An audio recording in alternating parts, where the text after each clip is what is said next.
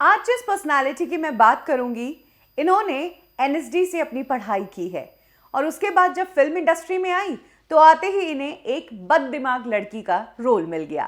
खैर, ऐसे रोल्स भी उन्हीं लोगों को दिए जाते हैं जो अच्छी एक्टिंग जानते हो। ये इंडस्ट्री में सालों से काम कर रही थी, लेकिन जब 2006 में इन्होंने एक फिल्म में बूढ़ी औरत का किरदार निभाया और इस किरदार को निभाते हुए इन्होंने गोपाल, लक्की, माधव और लक्ष्मण को परेशान किया, उनके साथ गोलमाल किया, तब लोगों की आंखें खुल गई कि वाह क्या एक्ट्रेस है। आप समझ ही गए होंगे मैं किसकी बात कर रही हूं। बात करेंगे गोलमाल में अंधी दादी का किरदार निभाने वाली एक्ट्रेस सुष्मिता मुखर्जी की। कब की और कैसे में आज सुष्मिता मुखर्जी की लाइफ से जुड़े वो किस्से सुनेंगे जो आपने शायद ही कभी सुने होंगे।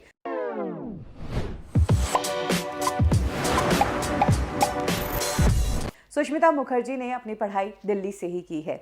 उन्होंने 15 साल की उम्र में बेरी जॉन्स का थिएटर ग्रुप ज्वाइन कर लिया था। हमेशा से वो थिएटर ही करना चाहती थी और यहाँ से उन्होंने ट्रेनिंग लेनी शुरू की और उसके बाद उन्होंने एनएसडी से आगे की पढ़ाई की। एनएसडी के दौरान उनके साथ में बहुत बड़ी एक्ट्रेसेस उनकी क्लासमेट्स थी। रत्ना पाठक शाह और दीपा शाही ये उनकी क्लासमेट्स थी, उनकी फ्रेंड्स थी, लेकिन क्लास में उनका बहुत मजाक उड़ता था। इसका कारण ये था कि उन्हें हिंदी नहीं आती थी। बंगाली अच्छी बोल लेती थी, इंग्लिश बोल लेती थी, हिंदी के कारण मजाक उड़ता था। लेकिन एनएसडी से निकलते हुए हिंदी इतनी परफेक्ट हुई कि आज हिंदी फिल्मों में शानदार काम कर रही है। इन्होंने ऐसे तो कई सारे शोज किए, लेकिन टीवी पर एक शो आया करता था करमचंद। इसमें जब इन्होंने किटी का किरदार किया तो ये घर घर में पॉपुलर हो गई और लोग इन्हें किटी के नाम से बुलाने लगे। घर के बाहर या जहां भी ये जाती वहां पर लोगों की भीड़ लगती कि हमें किटी से मिलना है। हालांकि सुष्मिता ने एक इंटरव्यू में बताया कि उन्हें जब ये रोल मिला तो वो बहुत अपने आप पर हंसती थी। बड़े बड़े थिएटर शोज करके उन्हें काम भी मिला तो एक डम लड़की का।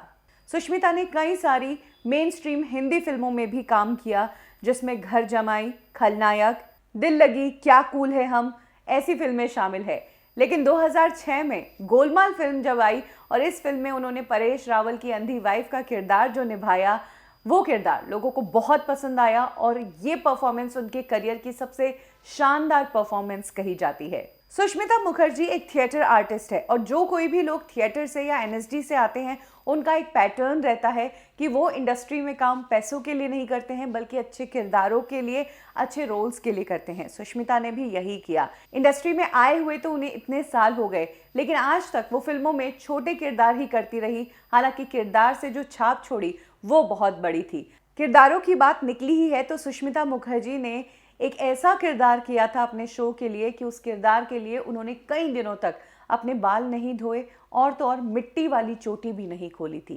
एक्चुअली ये शो था कब तक पुकारूं और इस शो में पंकज कपूर और पल्लवी जोशी भी थे। इस शो में उन्हें एक गांव की लड़की का किरदार करना था जिसके बालों में भी मिट्टी होती है। इस किरदार को मेंटेन रखने के लिए कई दिनों तक सुष्मिता ने अपनी वो मिट्टी वाली चोटी नहीं खोली। अपने किरदार को डेडिकेट होने वाले ऐसे एक्टर्स आजकल नहीं दिखते हैं। हालांकि सुष्मिता का कहना है कि कैरेक्टर रोल्स निभाने के लिए उन्होंने भारी कीमत भी चुकाई है, क्योंकि जिस तरह के रोल्स वो करती हैं उसमें मेहनत तो बहुत लगती है, बट ऐसे एक्टर्स को पैसा बहुत कम मिलता है।